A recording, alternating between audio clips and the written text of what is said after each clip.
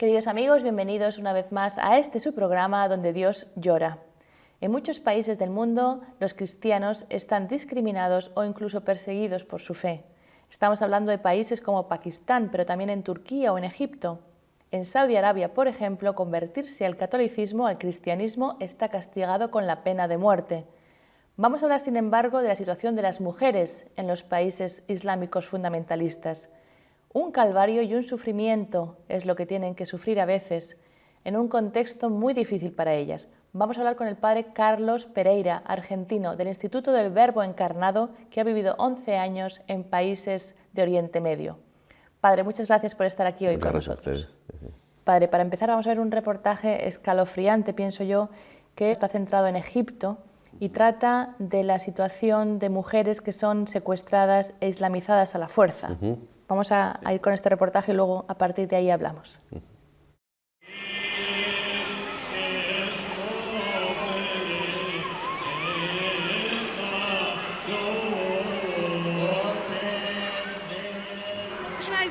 Queremos saber el paradero de nuestras hijas. Nuestras hijas tienen 14, 16 y 15 años. ¿Dónde están? ¿Quién se las ha llevado? ¿Qué les pasa? Quiero hablar con mi hija. Quiero escuchar su voz, saber si está viva o no. No pido más. Quiero escuchar la voz de mi hija.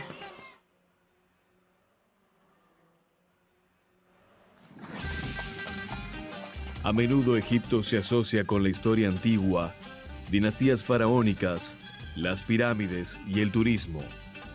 Muy pocos visitantes conocen lo que se esconde detrás de la fachada de este paraíso ancestral.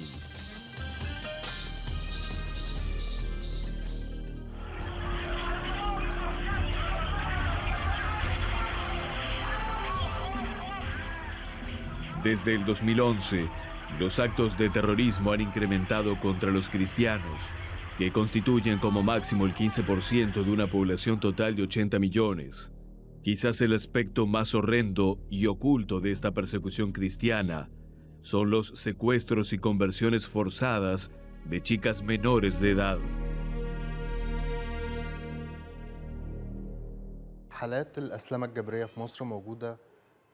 Casos de conversiones forzadas al Islam han sido habituales en Egipto desde el inicio de los 90, cuando comenzaron a surgir grupos islamistas y de la Sharia. Estos incidentes tuvieron lugar bajo el patrocinio de la Agencia de Seguridad Nacional. Después de la revolución y la disolución de la agencia, salafistas comenzaron a actuar según sus propios intereses. Después de la revolución vimos cómo su atención se dirigía a las niñas de 11, 12 y 13 años. Existe una generación de niñas de esta edad que desapareció por completo. Una de estas chicas cristianas secuestrada en Egipto es Nadia Said Makram, de 14 años de edad, la cual desapareció cuando visitaba una iglesia. La acompañé a la iglesia. Cuando comenzó la misa salí fuera por un momento. Cuando volví nadie había desaparecido. Salimos a buscarla por todos lados, luego volvimos al templo pero no la encontramos y de repente me dicen, han secuestrado a tu hija.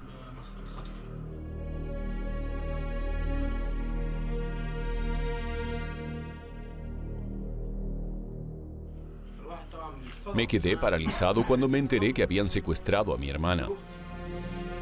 Volteamos el mundo de cabeza con nuestros amigos del trabajo, también cristianos, tratando de encontrarla. Buscamos por todos los lugares, en hospitales, todos estábamos en shock. Más tarde nos enteramos que la habían secuestrado por ser cristiana.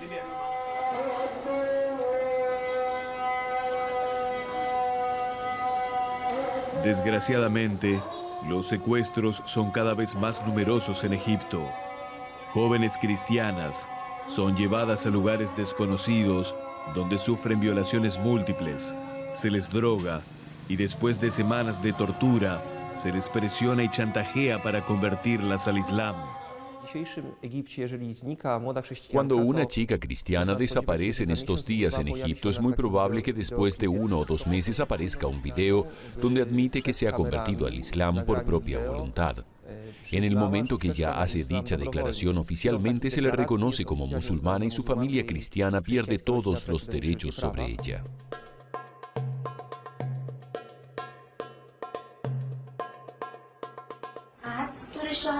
No podía comer, beber o dormir. Todo lo que me querían hacer era drogarme y violarme. Otro grupo de hombres llegó y me llevaron a otro lugar. Estuve con ellos un par de días. No sé cómo sobreviví. Eran 5 de ellos. Estaban conmigo en una habitación.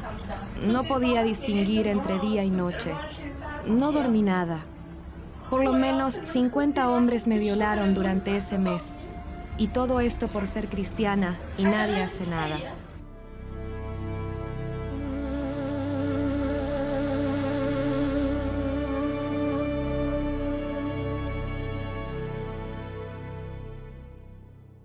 Entre los cristianos locales, se dice que las autoridades locales musulmanas no solo no hacen nada para proteger a estas jóvenes, sino que a menudo de manera solapada aceptan estos secuestros como parte de un llamamiento al Islam de la región.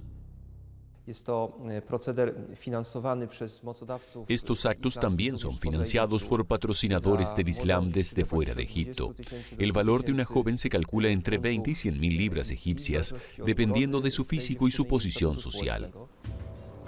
A pesar de que en ocasiones se conocen los sitios donde las chicas cristianas están cautivas, la policía local no hace nada ante estos crímenes. Desde el día del secuestro, los padres de Nadia Said han solicitado sin éxito que la policía egipcia haga algo para encontrar a los responsables del crimen.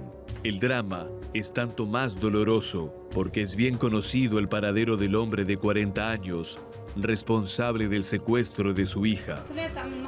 Fui a la fiscalía para reportar el secuestro. La policía llegó a la casa y nos maltrataron, revisaron nuestro hogar. Me echaron fuera. El fiscal literalmente me dijo, vamos a acabar con ustedes. Me hicieron entender que me quedara callada y en mi lugar. A pesar de que conozco al secuestrador, no debo levantar ningún cargo y simplemente hacer un reporte de persona extraviada.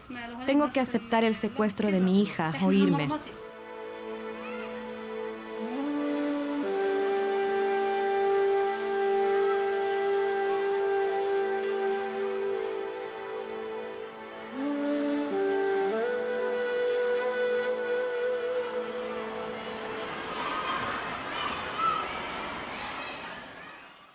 Conversé con un cristiano de Egipto que me contó que a menudo saben dónde se encuentran secuestradas estas chicas, pero no pueden hacer nada al respecto.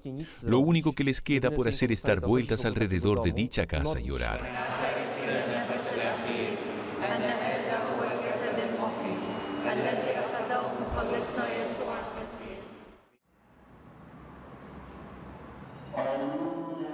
El secuestro de jóvenes cristianas y su conversión forzada al Islam acaba generando otro tipo de consecuencias dramáticas. A la luz de la nueva legislación egipcia, inspirada por las leyes de la Sharia, una conversión de nuevo al cristianismo después de haberse convertido al Islam, hecha libre o forzosamente, es prácticamente imposible.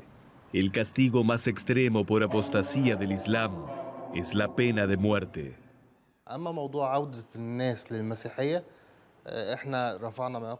Tenemos 5.000 peticiones de personas que quieren recuperar su derecho a poder volver al cristianismo. Es obvio que estas peticiones levantan muchas oposiciones, problemas y amenazas por parte de fanáticos cuando se enteran que hay personas convertidas al Islam que ahora quieren regresar al cristianismo.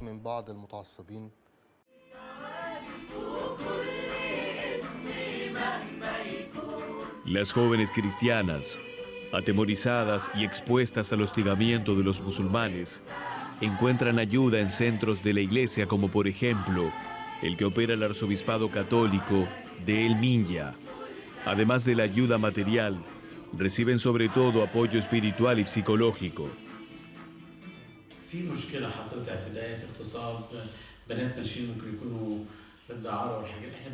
Tratamos de hablar con las chicas de todos los problemas que posiblemente han ocurrido, ataques, violaciones. Las convencemos de quedarse un tiempo con nosotros para que se recuperen y de nuevo sean valiosos miembros de la sociedad. Una chica viene aquí para convalecer y puede quedarse de 6 meses hasta 1 año o inclusive más de 1 año. Después le damos un tutor y aun cuando se haya ido, la seguirá acompañando. Una chica no paga nada aquí por su estancia. El obispado se encarga de todos sus asuntos, sea su fe, su vida o también su salud y vida social.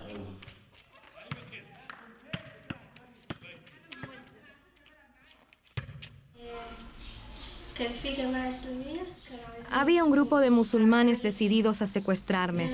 Por eso estoy aquí. Existen problemas entre el grupo de musulmanes y mi hermano.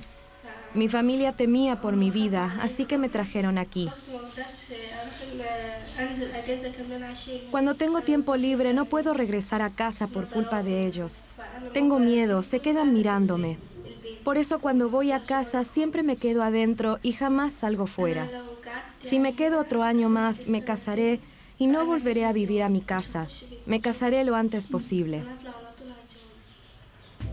Además de los secuestros y conversiones forzadas, las jóvenes cristianas se ven obligadas a cubrirse la cabeza y el rostro, conforme a las costumbres musulmanas, o se exponen a ser humilladas. A pesar de la gravedad de estos crímenes, un velo de silencio ha enmudecido este problema en la comunidad internacional. Los cristianos básicamente se dan cuenta que bajo las actuales circunstancias lo único que les queda es orar y confiar en Dios, a menos que los países de Occidente espabilen y hagan algo efectivo a favor de ellos para presionar a las autoridades egipcias a que cambien sus políticas hacia los cristianos, esencialmente políticas de solapar la victimización y el acoso a los cristianos. Esto es una foto cuando era muy niña. Esto es una foto cuando termina su examen para entrar a la escuela primaria. Esto es una foto de Nadia junto a su padre y sus hermanos. Esto es una foto de Nadia. Esto es una foto de Nadia.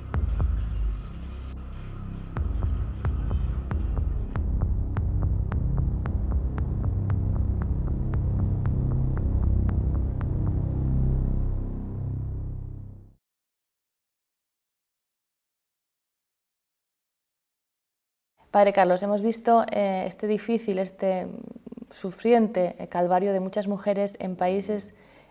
Usted ha vivido varios años en Siria, en Tierra Santa, ha estado también en Egipto. ¿Se ha visto alguna vez enfrentado con esta situación? Bueno, directamente así, no, pero sí que hemos tenido conocimiento, ¿no? de muchas situaciones así. Y bueno, evidentemente todos sabemos que sí, ciertamente no es para nada fácil, ¿no? Como decíamos, como se decía en la introducción, convertirse, por ejemplo, para la conversión es muy difícil a veces, aunque no haya pena de muerte legal por las familias, ¿no? De los musulmanes. Bueno, si la convertida es una mujer, ha pasado un famoso caso, se veía como hasta el hermano y un grupo de amigos le estaban tirando piedras y adoquines, hasta pateándola, hasta que uno la remató con una piedra, solamente porque se había convertido una muchacha. Y a todo esto lo filmaban, por eso está filmado con los celulares. Así que, ciertamente, y bueno, ejemplos hay muchos, ¿no? Digamos, de este tipo de cosas. Sin llegar quizá a este extremismo que a veces que es difícil de creer, pero lo queríamos enseñar, a pesar de que a mí me parece, por ejemplo, que es un documental muy fuerte, pero creo que si uno no lo ve, no se lo cree, si no lo escucha. Pero sin llegar a este nivel, a este extremo de rapto y de violencia y de violación, el ser mujer en un país, dijéramos hoy en día árabe, porque los musulmanes son muy diferentes, si estamos hablando de África o de Asia, concentrémonos en el Medio Oriente, no es fácil ser mujer allí. No es fácil, también entran muchos los elementos culturales, ¿no? Quizás en lugares como se decía en la introducción de Arabia Saudita, además es más el elemento más religioso, aunque también es el elemento tribal, ¿no? Allí, aunque hay mucho bienestar económico, y a lo mejor pueden llegar a vestir muy elegantemente, pero mujeres no podían manejar. Ahora se está discutiendo el poder darles licencia de conducir y menos participar en política. Pero en otros lugares, por ejemplo como Egipto, la realidad es muy compleja. Hay lugares en las grandes ciudades, Cairo, Alejandría, donde, bueno, aunque por ejemplo sí, uno puede ver muchas mujeres que estudian en la universidad, todo. De todos modos, una cosa es eso, otra cosa es la vida en los barrios donde pues, viven, donde también tienen que tener cuidado de no salir sin el velo, ¿no? De los mismos vecinos, porque pueden llegar a ser mal vistas, algunos pueden llegar incluso hasta provocar algún inconveniente por eso. Y sobre todo en el Alto Egipto, en los pueblos donde hay mucho más pobreza en el interior, esto es todavía mucho más duro, porque además se mezcla con más ignorancia allí, ¿no? Mucha más. Y ahí es muy común que la mujer generalmente esté en la casa. Sí, por ahí va a la escuela un par de años, pero después muchas veces la sacan de la escuela, la ponen en las labores domésticas y bueno, es muy común que se casen también muy joven y ya, evidentemente ya después no se dedica a ninguna actividad de otro tipo. Y bueno, eso también trabaja duramente muchas veces, sobre todo en lugares de campo, así, desde jóvenes. Así que todo eso contribuye evidentemente bueno, después en el caso de los que son de los musulmanes se agrava por el hecho de que muchas, sobre todo en los lugares más pobres, es más fácil que haya poligamia, ¿no? Justamente. Entonces esto también contribuye a que haya también un poquito de discriminación a veces con otras, entre las esposas y demás, ¿no? Los cristianos se dan menos, pero bueno, también se dan a veces algunos tipos de pautas culturales de ese tipo, ¿no? Aunque no poligamia, ¿no? Claro. Pero por ejemplo que la mujer te pase más tiempo en la casa, ¿no? No estudie tanto como los varones, ¿no? La mayoría de las chicas en muchos pueblos no tienen escuela secundaria, por ejemplo, no han hecho. Y en muchos casos hay analfabetismo muy alto entre las mujeres. Hablaba del casamiento Sí. muy temprano, dijéramos. En el caso que hemos visto de Nadia Makran, ella tenía 14 años cuando fue raptada para ser casada con un musulmán de 48. A nosotros nos parece ya solo por las edades horroroso, pero por lo que dice, el hecho de casarse tan jovencita o de que las casen, que creo que todavía existen muchos matrimonios ya apañados, ¿no? Todavía. Sí, se da eso, ¿no? En algunos casos sin llegar al rapto, pero igualmente se arregla el matrimonio, ¿eh? En otros casos sí, ha habido también casos de rapto, de violencia, ¿no? Ha habido incluso en algunos lugares donde por ahí, en algunas ciudades del interior más grandes, capitales de ciertas regiones, por ahí chicas iban a estudiar, algunas que tenían posibilidades ahí, a veces en la misma. Es por eso, a nivel de... Esto igual fue una experiencia más que tuve en Siria, más que en Egipto, pero donde justamente las hermanas de nuestra familia religiosa fueron llamadas por el obispo para atender un hogar de chicas que venían del interior, donde cristianas pudieran vivir ahí mientras estudiaban en la universidad, justamente para no ir al albergue público del Estado de la universidad, donde con mucha más facilidad podían ser raptadas, porque había habido muchos casos de eso. Correcto. Entonces era común, por lo tanto, eso ciertamente es un elemento importante, ¿no? Raptos y a veces también incluso llegan a violaciones porque como al ser violadas ya pierden totalmente la dignidad incluso en el ambiente familiar. Sí. Es todavía... se ve totalmente degradante y entonces ya el hecho de que les obliga casi interiormente a las pobres jóvenes a sentirse obligadas a casarse con los musulmanes porque es la única manera de salir de ese entolladero, ¿no? Sí, exactamente, también existe eso, sí, exactamente, se da mucho, ¿no? Y también hay mucho aborto, ¿no? Por ese sentido también se practica mucho, clandestinos o en pequeños lugares así, que desde el punto de vista de la salud no tienen tanta atención, delicada, se da mucho. Claro. Ha hablado usted antes del velo. Sí. Quizá un poquito para contextualizarnos, pero también para entender un poquito qué significa exactamente el velo en el Islam. ¿Es cultural, es religioso o es político? Creo que nace como un elemento más religioso, ¿no? Porque entiendo que hay algo en las fuentes islámicas, ¿no? Sobre todo en el Corán de eso, de que la mujer solamente tiene que descubrirse ante su marido.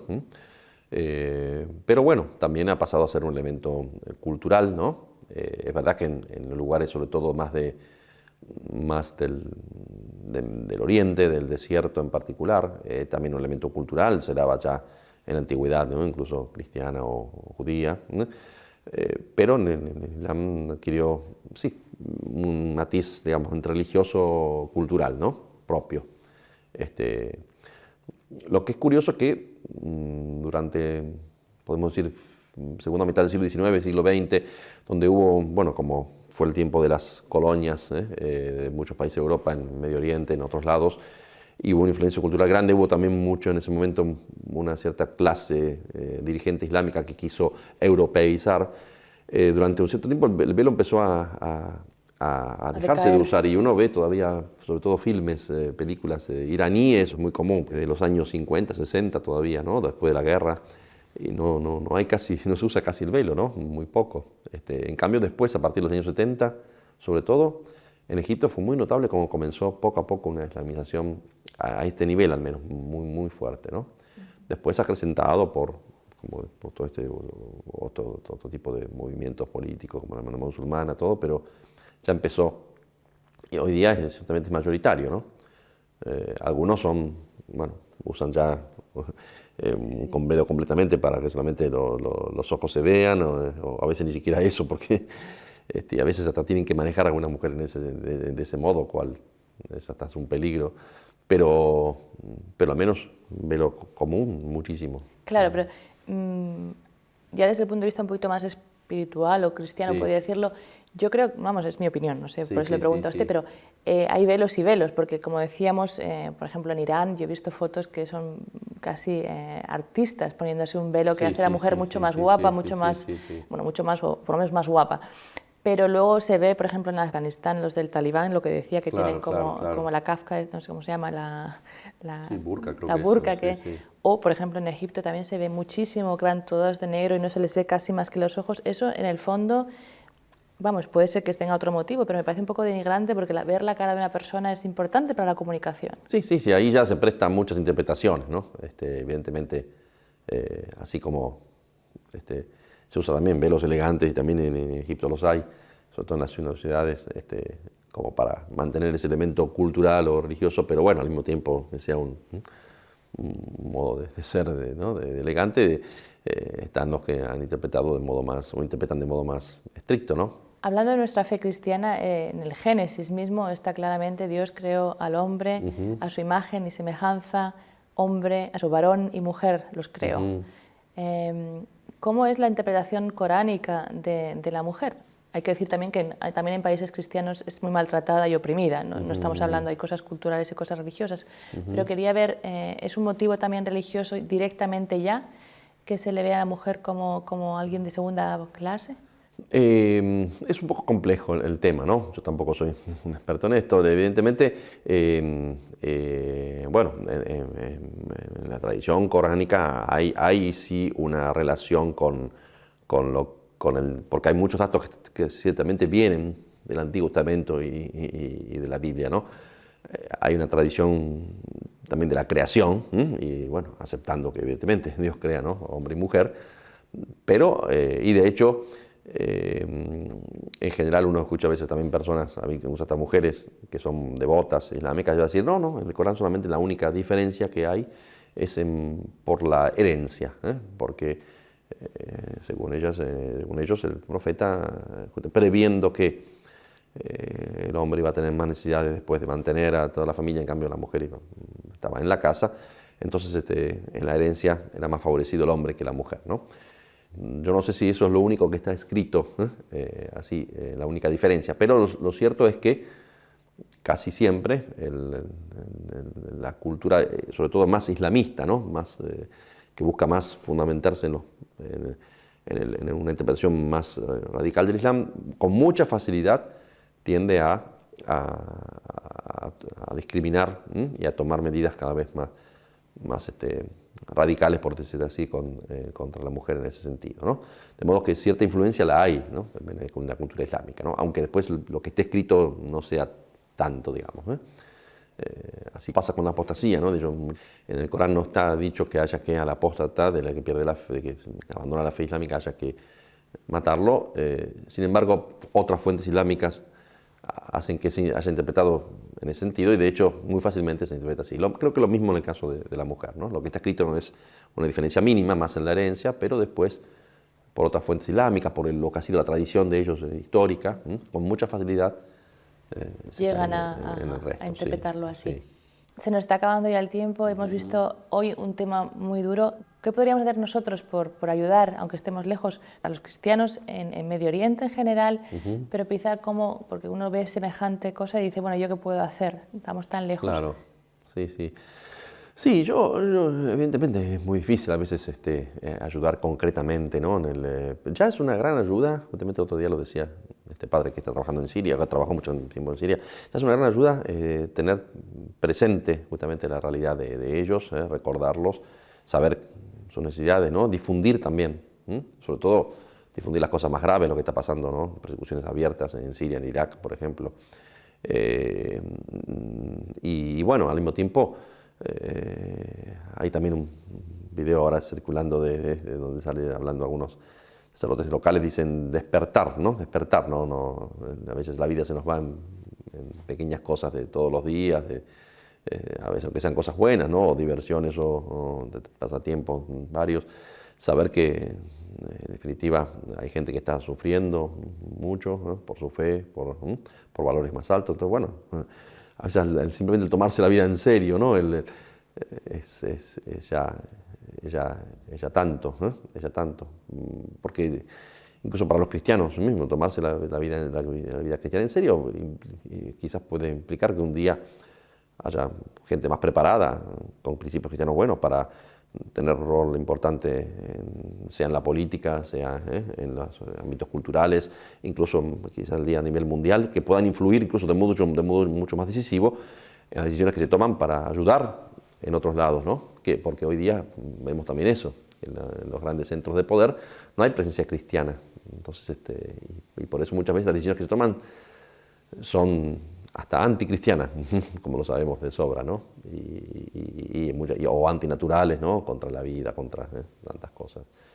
De modo que ya eso solo es un gran aporte, creo, ¿no? Después, bueno, la oración, algunas personas pueden ayudar más económicamente, etcétera, pero no es la ayuda económica lo principal, digamos, ¿no? Información, oración y si se puede todavía también más de algún tipo de ayuda. Pero como decía, empieza en casa también, ¿no? Pues formando a líderes que, por ejemplo, en cuestión de la mujer, que la formación de los varones, pienso que es importante y fundamental. Exactamente. Ahí hay que empezar en lo pequeño. Sí, ciertamente.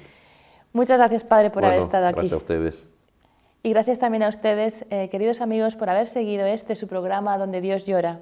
Si desean ayudar a la Iglesia necesitada en cualquier parte del mundo, no duden en contactar con la dirección que van a ver ahora al final en su pantalla. Muchas gracias, que Dios les bendiga y hasta la próxima semana.